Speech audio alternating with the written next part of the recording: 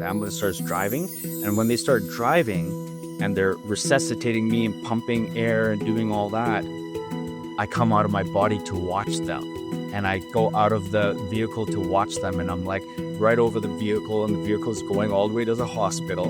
And I'm following it, and I'm back into the ambulance, watching my body, but I'm not my body. I'm detached. I do have a connection. I do have an emotion, but I knew that I'm not that. Like, how do I feel for that body, but I don't feel for that body? Like, oh, poor body. That's what it felt like. Oh, poor body. Hopefully they could help that body. That's what it felt like.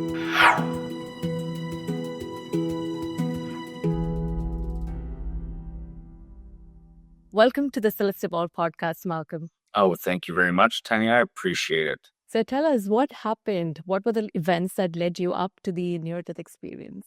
What led to the events of the near-death experience was now very clear to me. It was inevitable. It was my tainted spirit whispering, guiding me, showing me God, source, the creator, energy was always there, guiding me, talking to me, teaching me, giving me everything that I wanted. But my tainted soul, my ego mind, my ego spirit was not heightened or aware enough to go through the cycles and patterns and karmas differently. So I was unable to change and shift them in reality. And I was just leading towards my ego death. So I was going towards destruction. So when I would get whispers, I would ignore them. And I would say, no, I do want a cigarette. Get me a cigarette. I need a cigarette. I need girls. I need partying. I need to do more. I need to do the ecstasy and the cocaine, and then the Percocet, we need to sniff it. And then I need to do mushrooms, and I need to do cocaine and crack and alcohol. And, and when I was becoming homeless, it was like, I wasn't switching my mindset to, no, I'm not going to be homeless. It was like, okay, this is what's happening. How do I change? I didn't know how to change. So I just was always going towards destruction. It was like, okay, acceptance. So I learned how to accept the inevitable. So when I was getting into, criminal events like assault, drinking, pre-drinking at home or partying, then going to the club, then going strip clubs, then going to the bar, then going to, I was already loaded going there, and I would end up drinking and driving and going home with 5, 6, 7 people in my car. And so I would drive people home, but I was like, so hammered. I was going on curves. It was so crazy that not one person called the cops. Not one cop saw me, but I was going over curves. That's how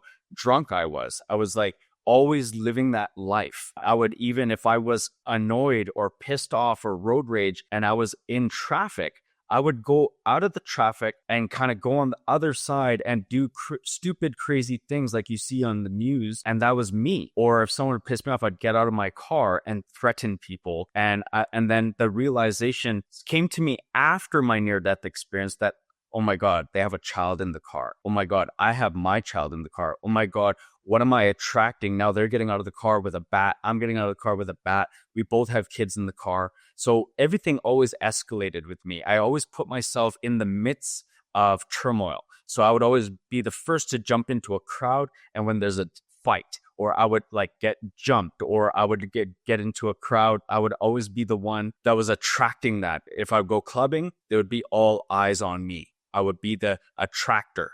So for some weird reason, I don't know, I do know, but I kind of say I don't know, because now I know. At that time, I didn't know why I was going clubbing and all the girls would stare at me, or all the guys would stare at me, and I would attract fights. I do know why now, but I didn't know then. I was attracting jealousy, insecurity, competition. People were competing with me all the time. Men were always trying to compete with me, that why is this guy doing everything? Why is it possible that he can get everything? And then they would fight with me or start a fight. The girls weren't even their girls. It was just random people and hours of nobody getting anything. Why is it that I show up and I can get these girls, right? So those kind of things I was attracting. So anyways, long story short, that was my life, just to paint a picture. And then the closer that I got to my near life or near death was, more and more of that trauma, indifference, loathing, family trauma, being a victim, having that mindset, it's their fault. Why did they do this? My mom abandoned me, my dad abandoned me. And I would swear, I would use such harsh words like that bitch, that bucket, like I can swear and use those words, but you'd have to edit them out and people would see how bad it is. My language was horrible and like horrible. So I would have that perspective on life, have that perspective and judgment and crucifixion on my family, on acquaintances, on friends, on aunts and uncles, and I attracted it back. So nonetheless, this one night, so I was working construction, warehouse jobs. I worked in over 100 different roles. I've worked in over 100. When I say that, I'm not guesstimating. I'm not boasting. I'm not, kind of just saying words like you hear people say, oh, I've worked 20 jobs. I've literally worked over 100, over 100, well over 100 jobs. I've got fired over 100 jobs. I've lived in over 100 homes my entire life. I've been to 9 schools throughout the entirety of my life. I've also, so when I say I've lived in 100 homes, in 1 year, I lived in over 25 homes. In 1 year, I counted that I would go to a place into a basement suite or a home in Vancouver or Alberta and get evicted, or I'd get kicked out, or something would happen. Circumstances would happen. I would have to move out. And in 1 year, 25 times. And my mom was a single mother. She raised my older sister and me, and then she had younger daughter as well, so my stepsister. But she herself, growing up from the subconscious, from her womb, I've already moved so many times. Then when she gave birth to me, by the time I was 5 years old, we moved over 25 times, 30 times. And then as I got older, we moved 100 times. So if you add my experience with my mother and myself, over 200 times, I'm not elaborating there. I'm telling the truth. That was just my life experience. So when you ask, what was my life before? I didn't understand left brain and right brain and heart and brain coherence and frequency and energy. All I knew was destruction. All I knew was turmoil, pain, and suffering. I used to go for MRIs and CAT scans every week because I had migraine headaches and I used to see so many things, but I didn't know what it meant at that time. So again, I was 23 years old when my car accident came about. I was working in a warehouse and, it was Friday, I believe. And I come home after work and I'm like chilling, the slangs we all used to use back in those days, chilling, and I want to hang out and I want to drink, and tonight's going to be the night, and I'm going to hook up with this girl. Oh, I visualize or I envision. But those are languages we use today. Back then, I didn't know how to put language into it. But now I was envisioning, I was visualizing, I was imagining, and I was attracting those circumstances. So I played it all out of my mind. I made a phone call and everything came into existence. The girls that I wanted, the partying that I wanted, the drugs that I wanted, the alcohol that I wanted, it was all created. It just happens. I didn't go out of my way to be like, okay, I have to go buy this, do this, do this. It just lands into your life. So I'm at this house and I make the phone call. She agrees with it. And she's like, yeah, okay, I'll do that for you, Malcolm. I'll call up these girls and I'll call up these guys and just come to my house. When you're ready, come show up and I'll be here. So she's calling me, are you almost on your way? I'm like, yeah, I'm on my way. And I show up and everybody's already there and I'm already loaded. I had already 12 beers and mushrooms and ecstasy, cocaine and weed. They're smoking weed there and I'm smoking cigarettes. I'm already a chronic smoker. I used to smoke 2 packs of cigarettes a day. So just to kind of give you perspective of my mentality, I started smoking when I was 8 years old. I started drinking when I was 8 years old. I started having sex when I was 12 years old. So I could unattract a lot of viewers right now, but be patient and listen to this. So it's sad for the childhood as well, right? Yes. You lose the childhood in the process, so you're not gonna let any audience go. There you go. So I was a child, but I was not realizing I was a child because I had to come up with my own decision making at an early age because my perspective was like, my mom's like this, my dad's like this. There are two different provinces where, and my mom's with all these different people in her life, boyfriends, uncles, and my dad's there with this different wife and married, and I don't like the prisoner mindset lifestyle, rules and regulations. He's toxic, he's abusive, he's hitting women, throwing women into walls. My mom's abusive towards all the men, taking choppers inside their head, being cut, and I'm taking care and babysitting my 3-year-old sister, hearing gunshots in the back alleys, and I'm home alone while my mom's working for 14 hours. So that's another realm of my reality, right? So again, I'm at this party at 23 years old, and this is what's happening. And again, I had a victim mentality. So you wouldn't have felt sorry for me back then because I was just toxic, aggressive, and I blamed everybody. So you would not resonate or it would be hard to have a heart for somebody like me at that time. Okay, so nonetheless, so majority, everything's my fault. I had to surrender, take blame, and forgive my mother, my father, my life circumstances, everything that I put everybody through, that I put myself through. So that's my perspective now. But at that time, I'm doing lines of cocaine. They're making it in the kitchen and drinking. And I'm just doing that. That's called living life. I was living life. And they said, hey, come, your line is ready. Okay. And then I'm like, I have a whole bag of mushrooms. So I'm like chewing it, eating the whole bag by myself. And I'm trying to get people involved. I'm like, here, take this, try this. And people are getting high, throwing up, going to sleep. And I'm like, what the heck? This is stupid. People can't handle. So I had an addictive personality, and I had a tolerance of no other. I had a tolerance that I never experienced other people having. Maybe not with drinking like a fish, because I would drink with certain people and they could like just drink 24 packs. But I was able to mix things and not get affected for some reason. Like I would do different things. And so I'm still there and I'm getting bored and I'm like, I want to leave.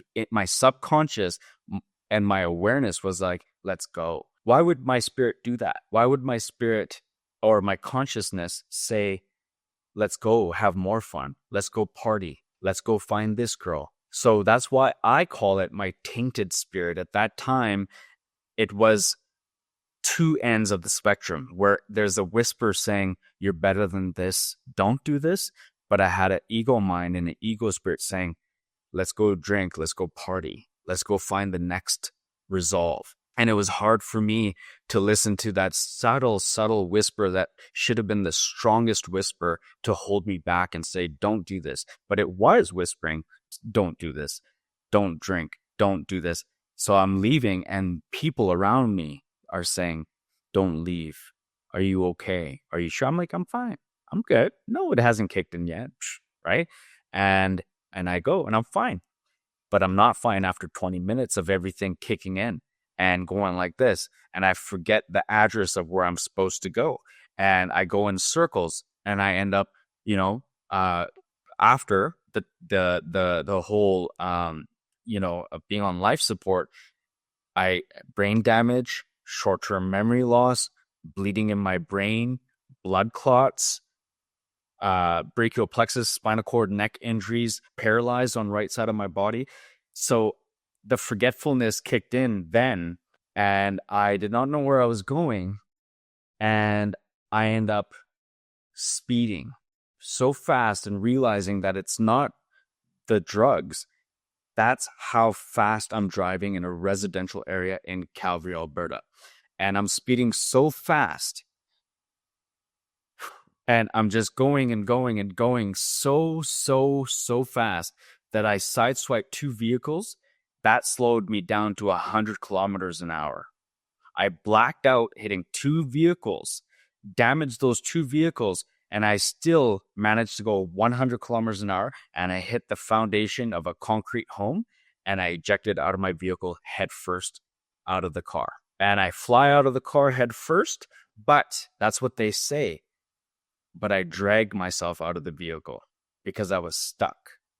So when I hit the house, My body was found on the passenger side of the vehicle. My spirit came back into my body, dragged myself out of the vehicle onto the right side of the vehicle, and laid flat there. My car was crushed, and the people in the house, anyone, even I, would contemplate, hey, did the owner of that house, the mother and the son, because I was out of body, I was already experiencing out of body, being able to see everything all at once and hear thoughts, feelings, and emotions. So I heard them immediately through my spirit that the son woke up, the mother came down the stairs, the son came up the stairs. And I know this because it was all in the investigation after. So I would know things before people knew things. So I witnessed them outside staring at my body, and I still don't know if they pulled me, an angel pulled me, but I do know because of other experiences that I shared, and I do in in my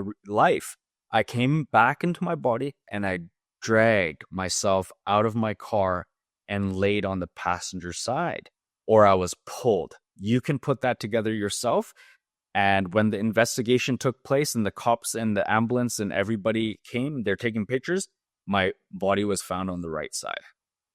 And when I'm already out of my body, but I'm in and out of my body. So that's my ability. I can go in and out of my body. So I am not knowing how to control it at this time when I hit the house, but I was very lucid.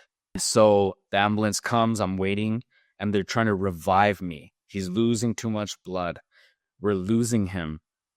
Like, I can hear the thought. They're not talking, they're just going, but I can hear how they feel. So I can hear that they're saying, oh my gosh, right? That feeling of, oh my gosh, that feeling of he's losing too much blood, but they also verbalize that. I know that. And we got to go, we got to get going, because if we stay here, we're not going to make it. So they finally start driving. The ambulance starts driving. And when they start driving and they're resuscitating me and pumping air and doing all that, I come out of my body to watch them. And I go out of the vehicle to watch them. And I'm like right over the vehicle, and the vehicle is going all the way to the hospital. And I'm following it, and I'm back into the ambulance, watching my body, but I'm not my body. I'm detached. I do have a connection. I do have an emotion, but I knew that I'm not that. Like, how do I feel for that body, but I don't feel for that body? Like, oh, poor body. That's what it felt like. Oh, poor body. Hopefully they could help that body. That's what it felt like. Hopefully they can help that body. That's somebody. But that's me. That's what I thought was me. So at that time, I did not understand. And now the languages, I know that the awareness, the spirit, I understand it now. So to give perspective, that was my experience.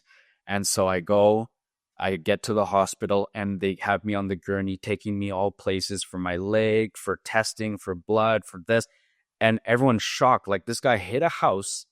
Is he alive or is he dead? Is he paralyzed? Is he a vegetable? They don't know nothing. And even after life support, they still did not know nothing for months. They did not know what neck injury I had, what spinal cord injuries I had, if I had blood clots in a certain area. They didn't know if I had brain death. They did not know nothing at all. So it gave me more power to be empowered for myself, because they did not know anything. My spirit knew. I knew everything that was going on with my body. I never attached to the diagnosis. I never attached to their confusion. I never attached to what they said I had. So anyways, I get into the main hospital room. Hours and hours go by. I can hear phone calls to my mother, to the father, to the sister, to the aunts, to the uncles. Then I can hear my mom calling other family members from Vancouver and everywhere. The people are traveling, Fiji, Australia, New Zealand. I can hear. I'm there at the same time. It's like, if I'm there at the same time, but I want my spirit to go there, my spirit can go there. But I didn't have to take my spirit there. My in-tuneness, my frequency was there. So if they're having lunch, they're having conversations and having a phone call, and someone's on the phone call, someone's picking up, I'm there at all of those locations at once. And so I was seeing family eating food and looking around. You know, when people think they saw a spirit or a ghost, that's what it was like. So I was going by the hallway, going into the lunchroom, and I would see my cousin go like this.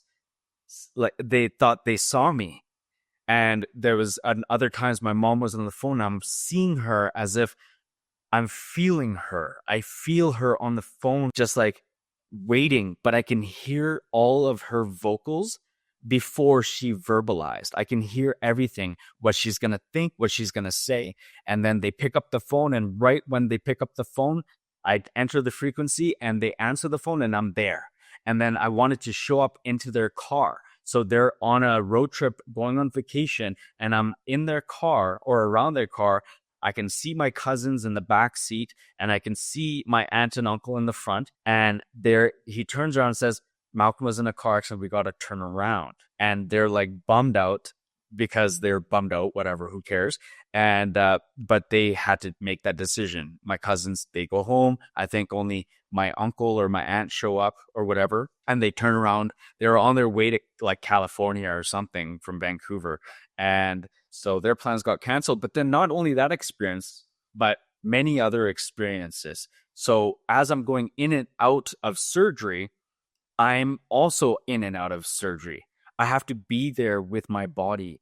I have to feel that I have a connection so I can support my blood flow, my breathing. When I couldn't breathe, I came back into my body and I took out my breathing tube.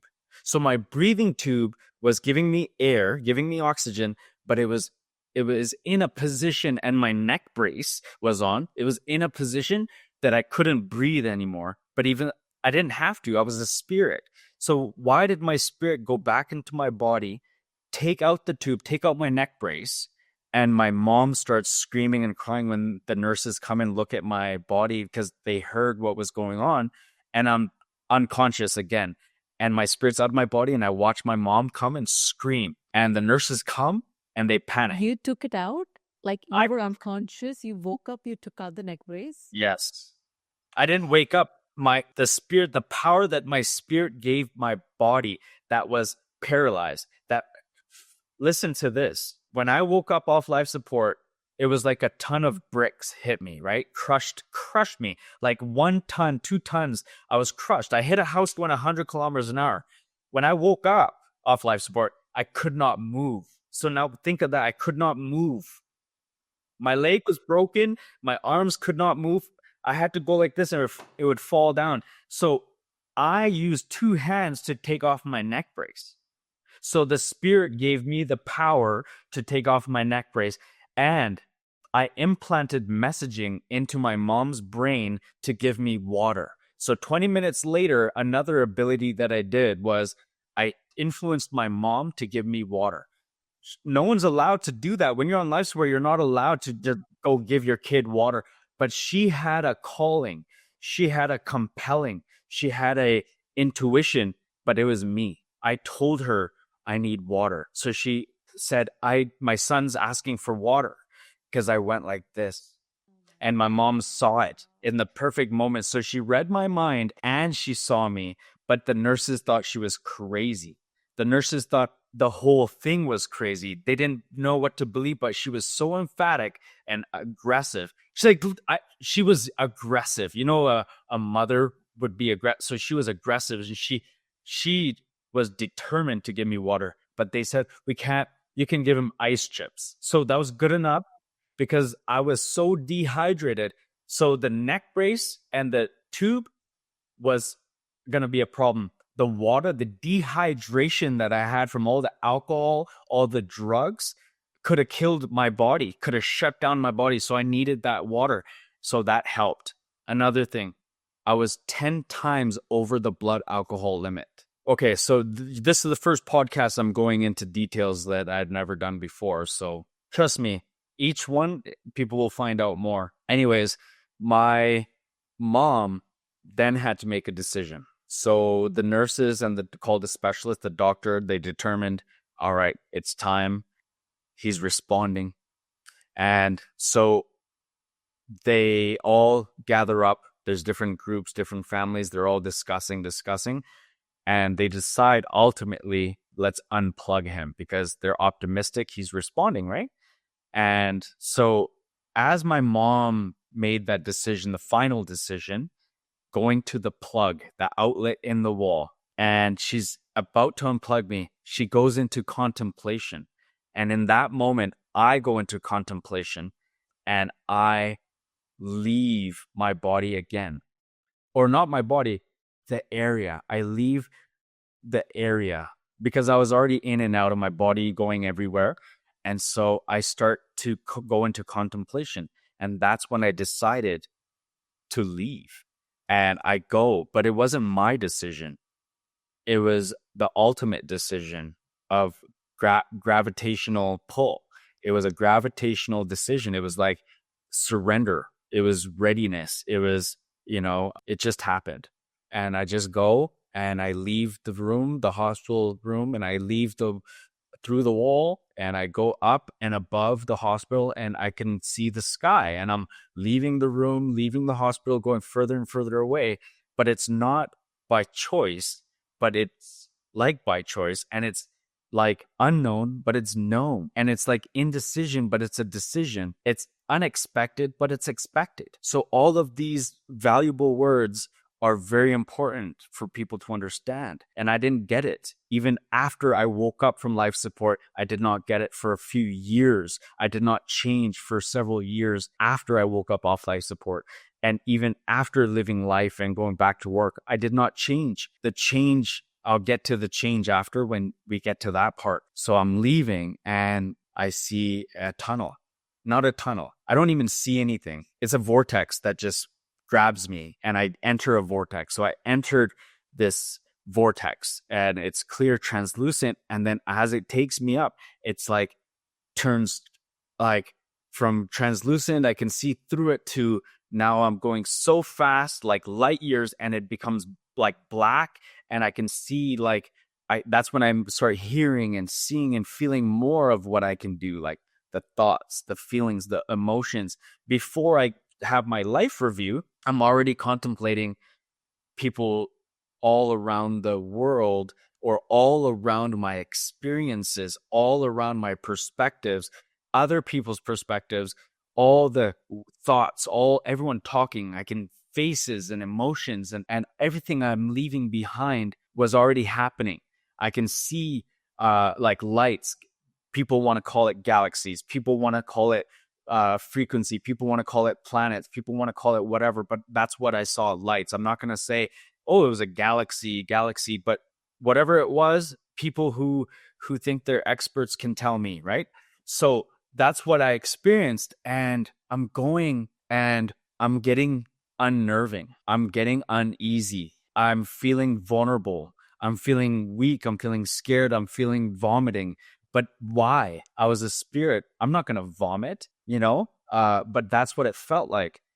And so I said, when is this going to end? When is this going to stop? And I had to learn how to surrender. I had to learn how to detach. I had to learn how to be in stillness and acceptance.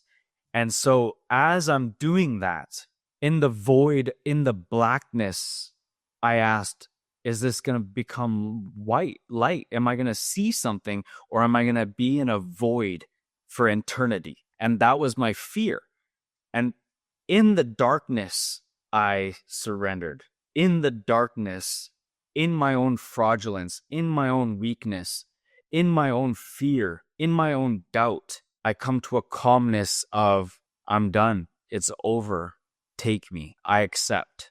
And then a white light shows up, just like the white behind me. And it was black behind me, white in front of me, and I can feel welcomed. Voices, but it's a feeling. I can hear whispers and voices of welcome. You're back. You're here now. Don't worry. It's okay. How was your life? How was school? How was that experience? Did you notice this? Did you notice that? And I'm like, wow, I felt like comfortable being uncomfortable. And I felt all these emotions and I felt welcomed. And so before I can step inside the light, I see the angels, I see guardians, I see them all, and they're like almost it's in the heavens, and they're bowing down and surrendering, not to me, but just that's their essence. And they're angelic and like they're powerful, but they're surrendered. They're all knowing, but they're not expecting, and not knowing, but they're humble. That's like the essence of true power. And so I see that, but then I see another figure, being, and the being tells me, are you ready? And I started contemplating, what am I ready for? What do I see? And what do you want? He asked. It was a powerful being, and I didn't know, but I knew, because instead of being confused and sticking with the I don't know what to do, there was an innate knowing inside of us. And that innate knowing knew to see my life and contemplate. And I saw how I treated everything and everybody, and how everybody that I treated, how they felt they were treated. And I saw how I would ask for money and never give it back, or overpromise and underdeliver, or fake promises and lies and condemning and judgment and ego. So that experience felt crazy to me. And I'm like seeing my future son, my son being older. And remember, at that time, I have already a son, and now he's 20 years old. And I had a son already at that time. And so I'm seeing how he's going to feel, how he's going to grow up. And I'm also seeing, the relationships that I could have, that I didn't have, that, that I'm not going to have, the friends that I'm going to lose, the acquaintances that I'm going to cut off. And I kind of knew everything from a higher dimension looking down. And I could not just accept at that time the embrace, the love, the welcoming, the forgiveness, the non-judgment. I felt ashamed in myself. And I was judging myself. I'm the judge. I was the biggest judge. And I looked at Source, the big figure, and I said, I'm not ready. I want to go back. And are you sure? Was asked to me. And I said, I'm ready. And as soon as I said that, I went back the same way I entered. It just disappeared. Everything disappeared. And I went back down. And I'm like just going into the void, the black, the experience. And I did not know nothing anymore. I forgot everything. I totally dismissed everything. It was just a glimpse.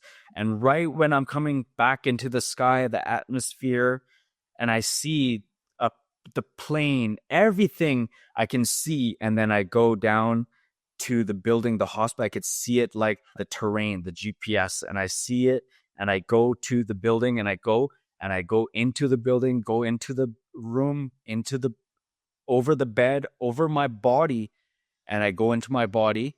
And 15 minutes or something goes by, they've already unplugged me. Right at that moment is when my mom unplugged me. And I'm witnessing that. And they're sitting down in the room, my sister and my mother. And when everything connects and I wake up, in the moment of waking up, when do you wake up? You wake up before, or do you wake up after, or do you wake up when your eyes open? I tell all of my beautiful clients that come to me. And that contemplation, you got to understand, and I could teach it, but it's going to take a while for me to express what I'm saying here. I was already awake, but I made a decision. And I woke up, I made a choice. I said, what the fuck happened to my leg? That's the choice I made when I woke up. And my leg was swollen. I couldn't move. I look at my sister, my mom, and I was negative and aggressive. And they look at me, right? You thought it was going to be beautiful, right? But that's the shocker.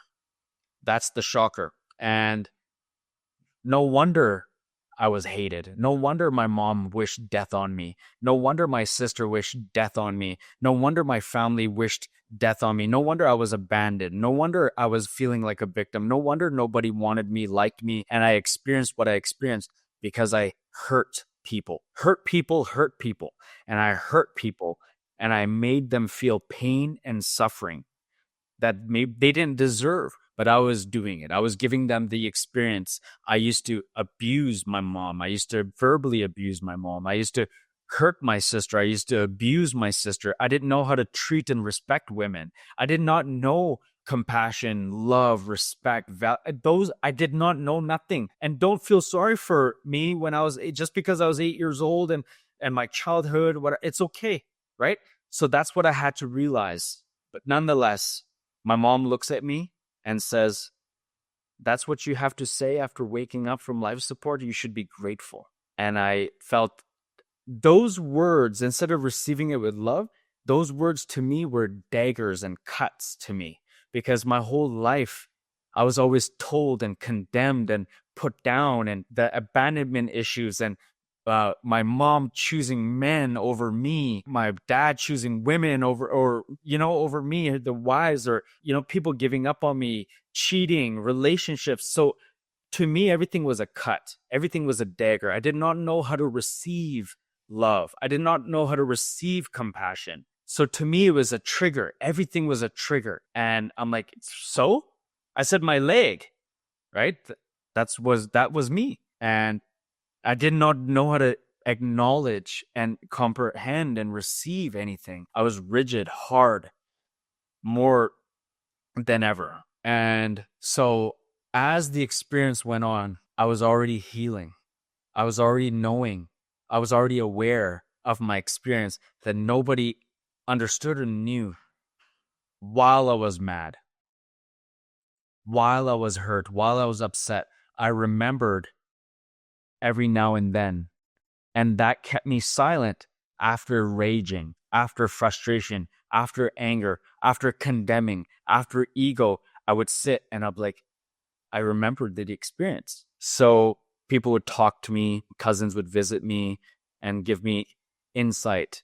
And they'd explain to me, it's okay. Hey, your dad wrote you a letter because he's afraid to see you. Or here, this is the message from your mom and your uncle, because just the way you are, nobody wants to come see you. They're scared of seeing you. At that time, realize it. I felt like I just died. Nobody wants to see me.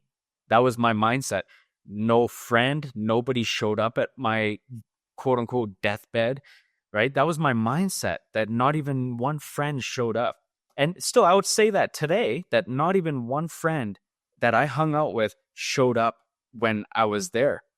The people that you hang out with, that you drank, you did everything and you just cared for, nobody showed up. I remember one friend visited me, one person, and she wasn't even someone that was all for years my friend, but we became friends and she visited me, I remember. But family showed up, the same family that wished death on me, that abandoned me, that chose men over me, women over me, that said, I wish you died. I wish you got run over by a bus.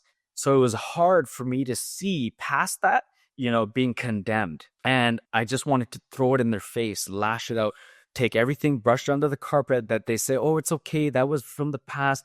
That's like talk from behind, forget about it. Let's just move forward. That was their mindset, all families' mindsets. You kind of know, like, that's the mindset. And I would bring it back. I'm like, no, here, show it, see it. This is why I'm mad at you. This is why they're wrong. This is why this is wrong. This is why the doctor's wrong. Hospital's wrong. Police is wrong. Government is wrong. Judges are wrong. And I did that for years. And I got back into drinking and driving slowly but surely. I got back into drugs slowly but surely, because that was my pattern. That was my cycle. That was my karma. And I did not understand how to pay attention to it, how to get out of it. So I had to relive everything again. Drinking and driving, road rage, abuse, going to jail, criminal record, my license being taken away. I had 9 convictions. I had over 7 warrants for my arrest, or 14 warrants for my arrest, 7 assaults. I had domestic violence. I had every abuse under the sun. So I had to change my patterns as they were occurring.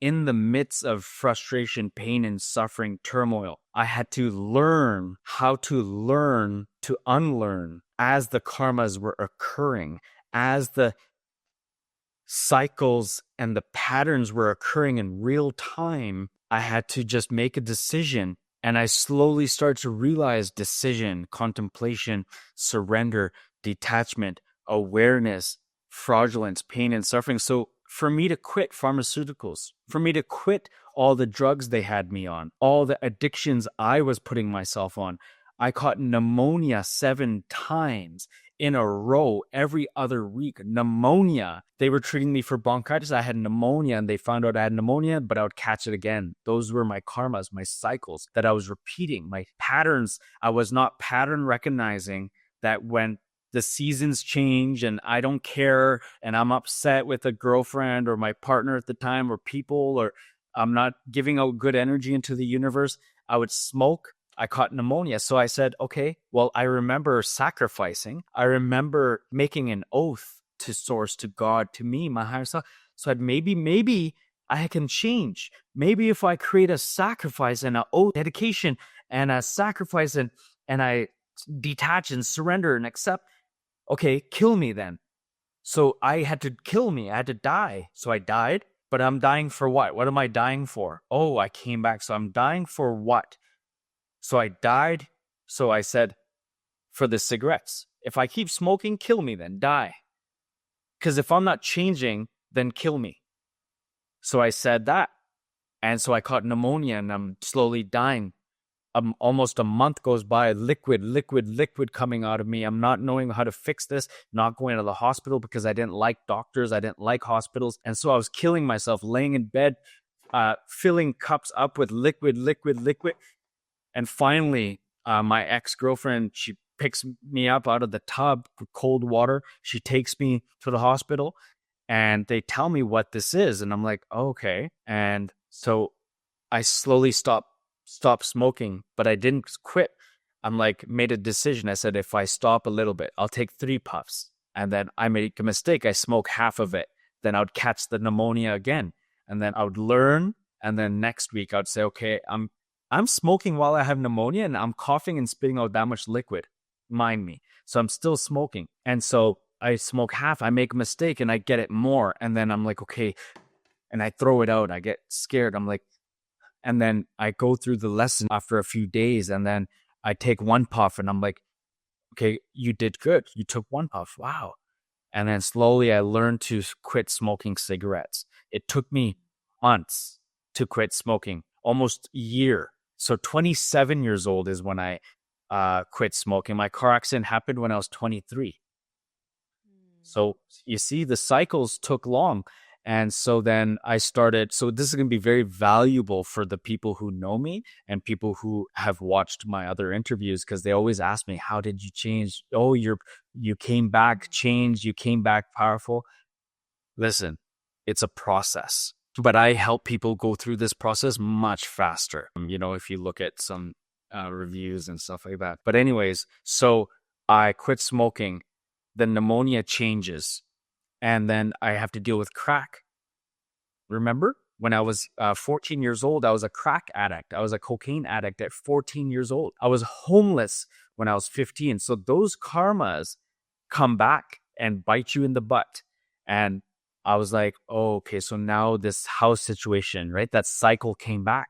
So we get house situations, we get money situations, we get, what other situation, like cigarettes was that one, not having a home was another one, keeping a job, money becomes one, these cycles, these fears, these paradigms, these subconscious past, these generational curses.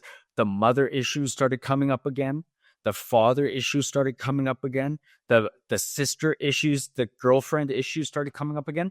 Each thing, if I sit here and express to you how I changed everything, you might as well book a session.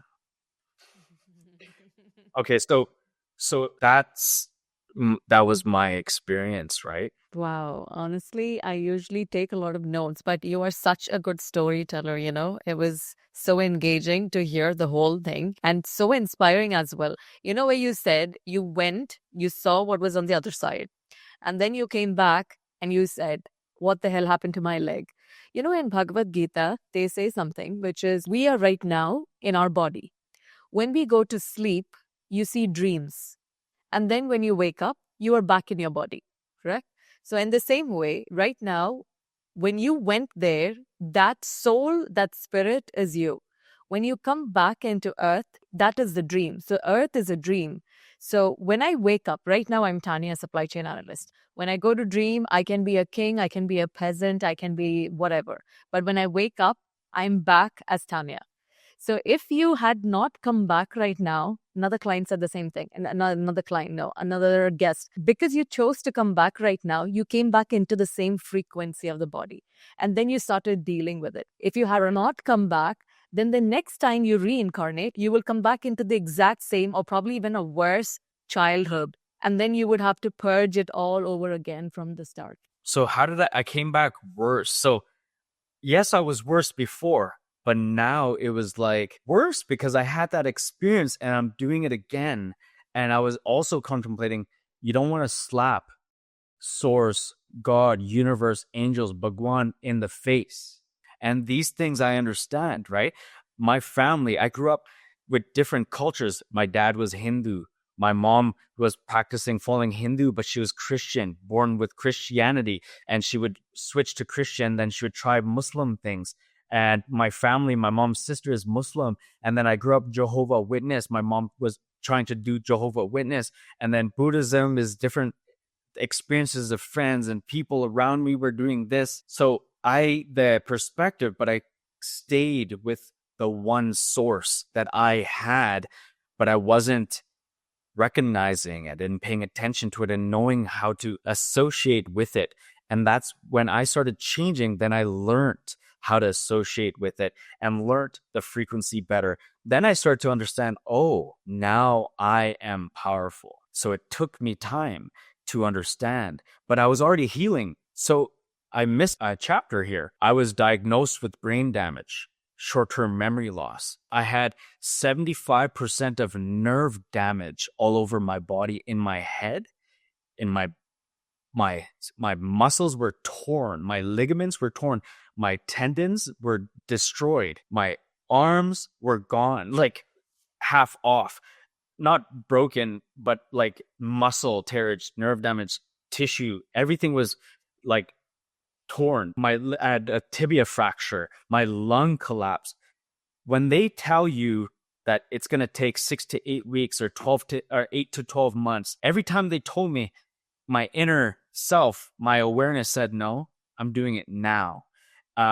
So instead of 6 to 8 weeks or few weeks to heal my lung, I rehealed my lung and inflated it in less than 3 days. When they said your bone, your fracture is going to take 6 to 8 weeks or 8 months or whatever as you go through rehab, I said, no, it's healing now. They laughed at me. They said, how could it heal now? They didn't want to call me stupid or weird. They just didn't understand. And I started walking within 3 days.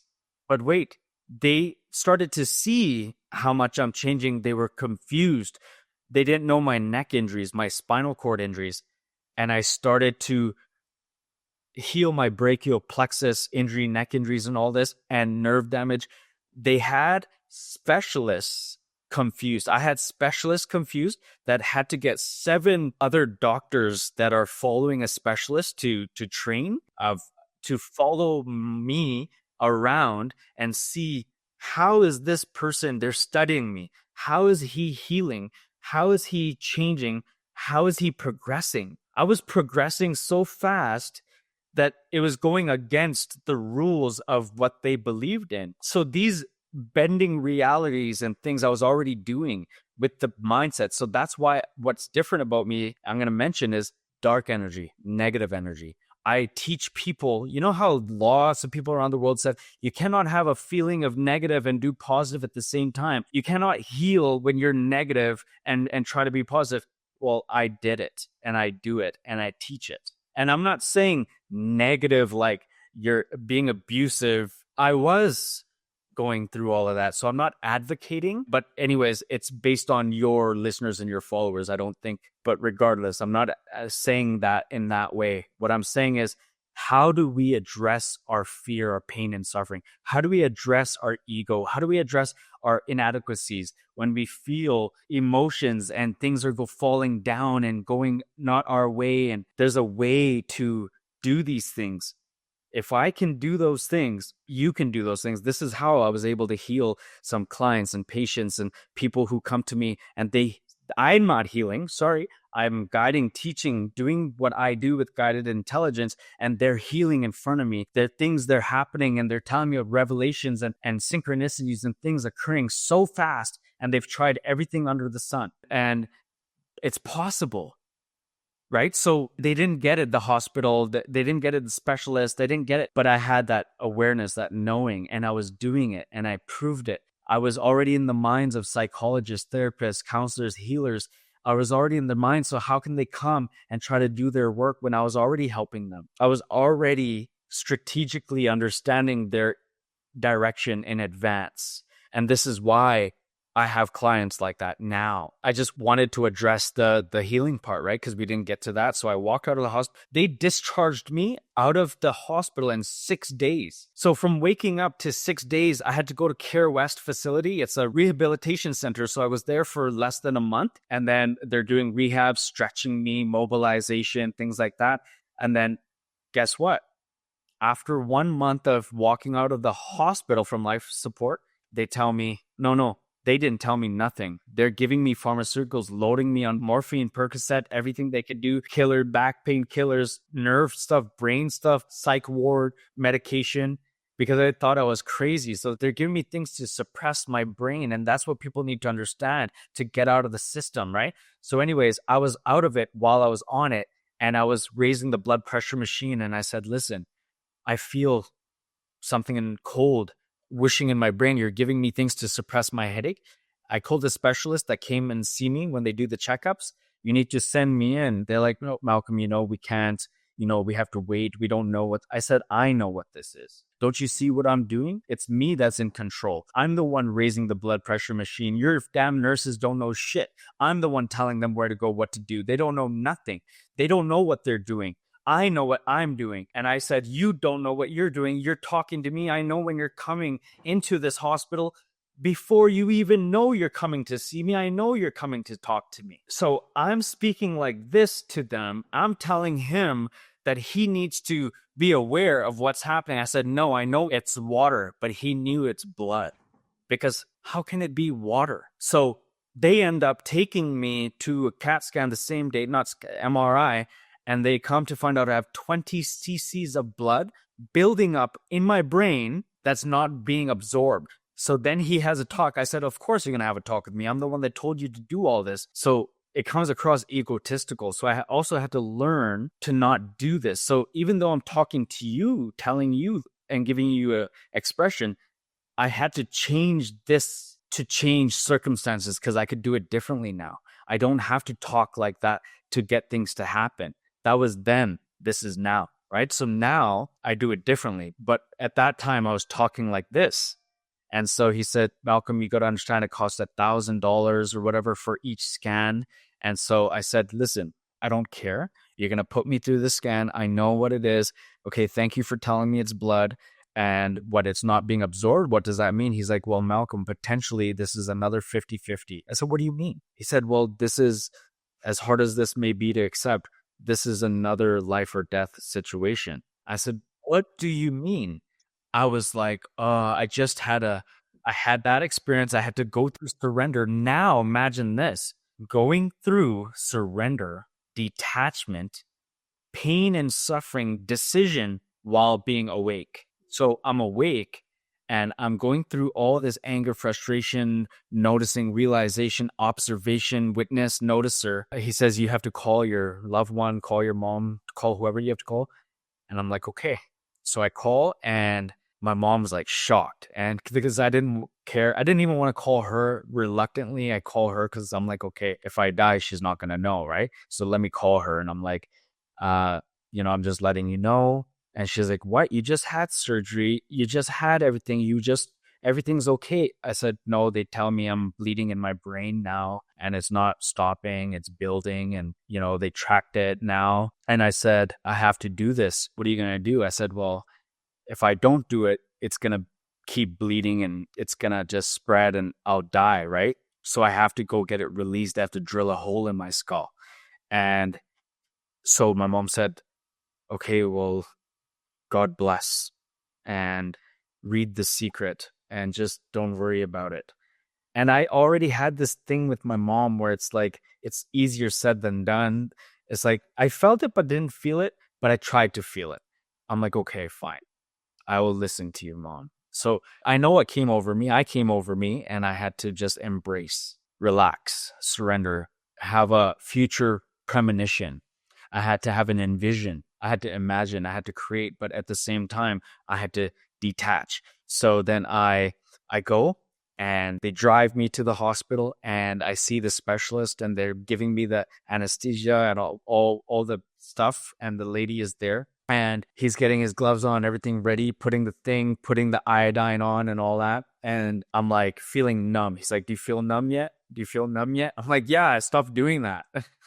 And so he's like, okay, you ready? I said, so I'm not sleeping? He's like, no, you have to be awake. And he's all confident. And I'm like, I'm taking it as arrogance. I'm like, why isn't he comforting me? Like, he's arrogant because he's saying you're going to be, but I'm arrogant. The way I perceive is arrogant. The way I was perceiving was judgment, ego, condescending, condemning. I was all those things. So what happened was he turns it on. He's like, turning it on is like, and it's just like when you go to a dentist and they're doing all that and you can feel cold and everything going. That's what that felt like. And I feel it all. And it goes and it stops right at that flap. And he opens it up and he peels off and all the blood comes gushing out. And he said, okay, we're all good. Everything's done. I said, what do you mean? He's like, I said, are you going to put a tube? I'm talking, right? And I'm like, are you going to put a tube? He's like, how do you feel? I said, I feel relieved. And I was like, I feel good. He's like, good. You're good. We're just going to stitch it up, staple it, and you're good. I said, so what if it bleeds again? What if it bleeds more? He said, well, we'll just have to take that chance. But he said, I'm confident that it all came out. I don't see any tears, anything. Maybe it was just trauma to your brain. And we relieved it. And I said, okay, fine.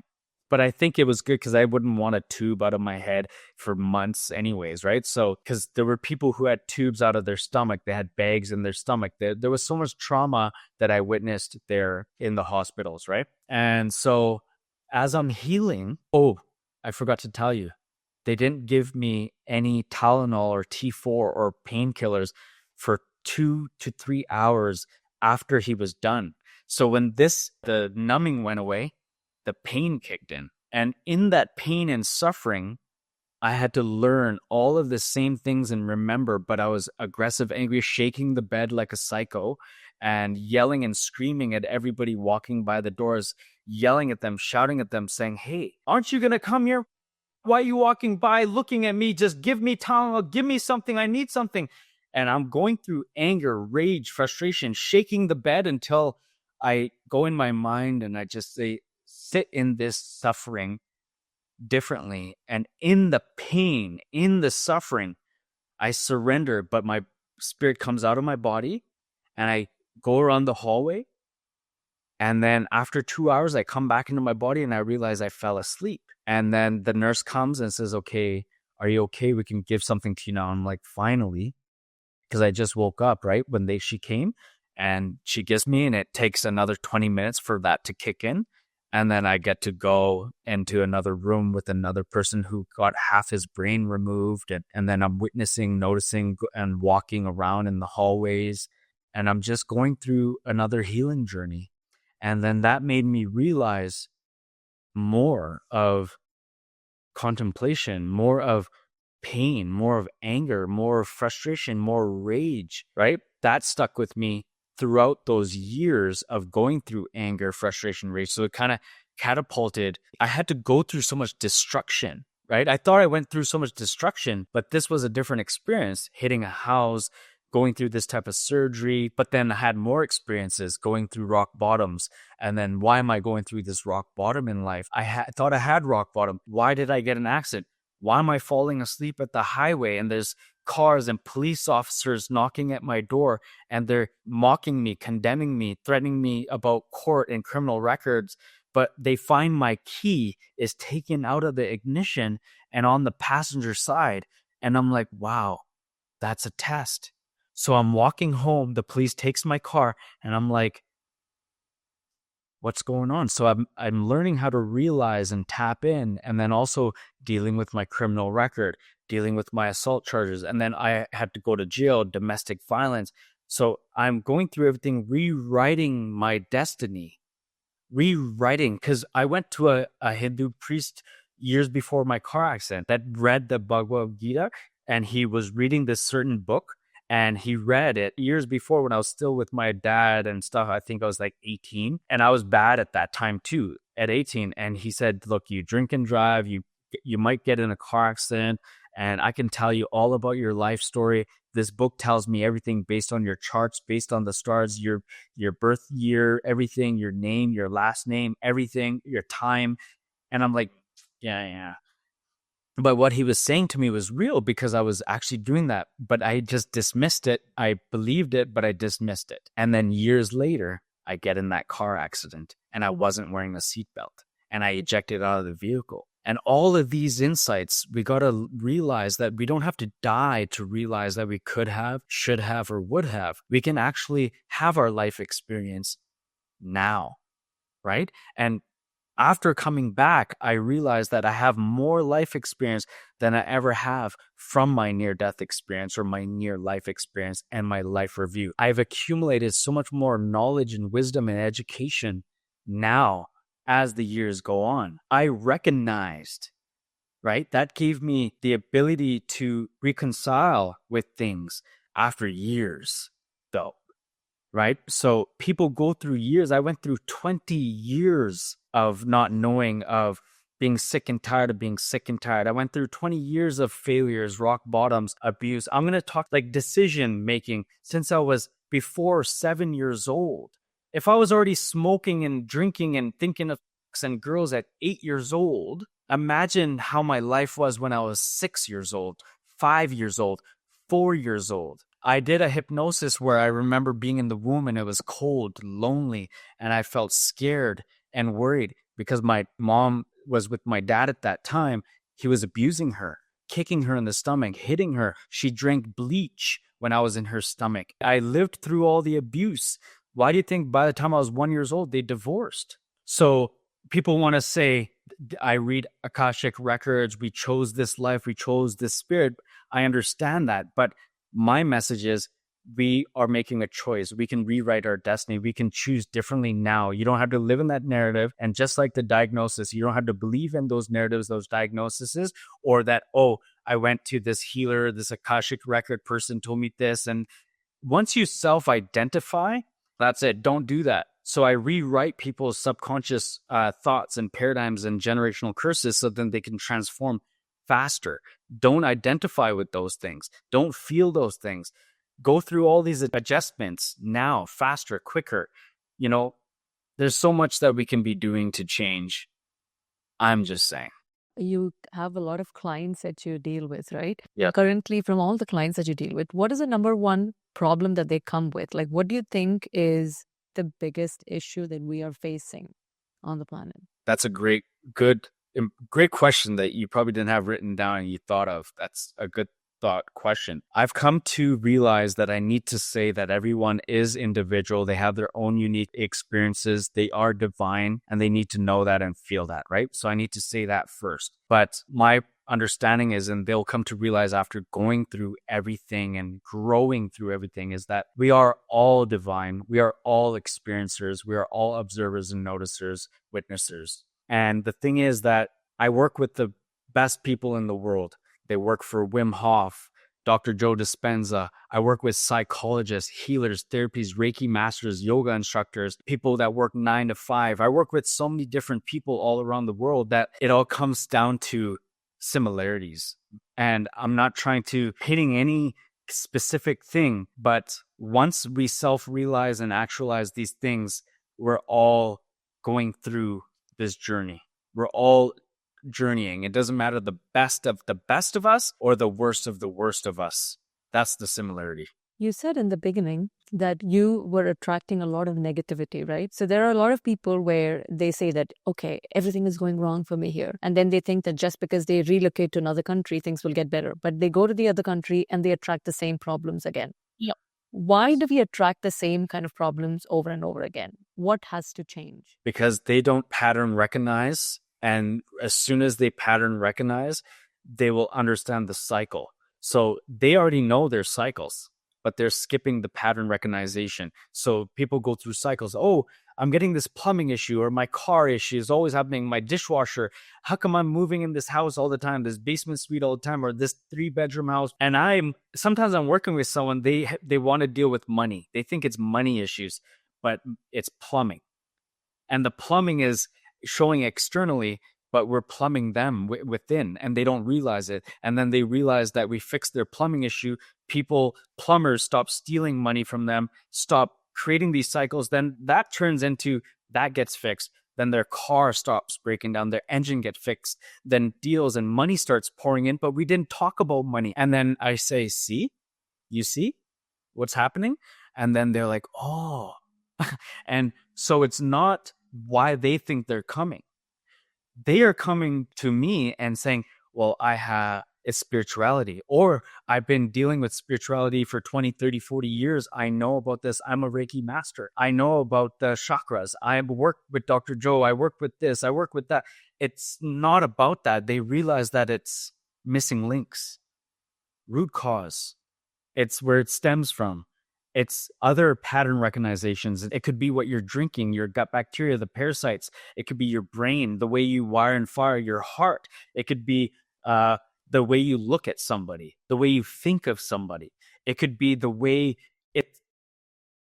you need to pay attention to what you're not paying attention to and to what you're paying attention to. So just because you think that it's money, you think so much about it, that's the main thing that you need to detach from. Accept that face the fraudulence. See, it's like, how do I need money, want money, but forget about it and be like, kill it? I don't need it. I'm good. I'm happy. I'm rich already.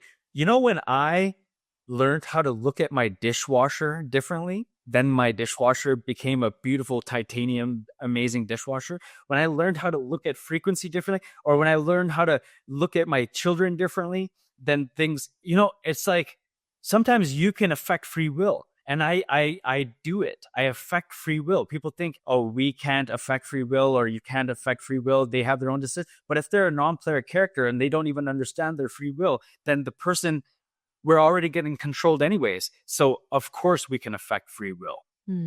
That's a beautiful answer. In the beginning, you said that you were trying to influence people the way you were speaking to the doctor. You were so angry. Yeah, you were so angry because you know what is wrong with you, but he's not understanding what's wrong with you. Probably even now, you probably know better about what is actually happening around you. How are you able to influence people differently now without the anger? Yeah, so I can send subconscious thoughts like I did before. And sometimes with a customer service representative, I've gone through many different types of patterns that I tried to do, and it all worked.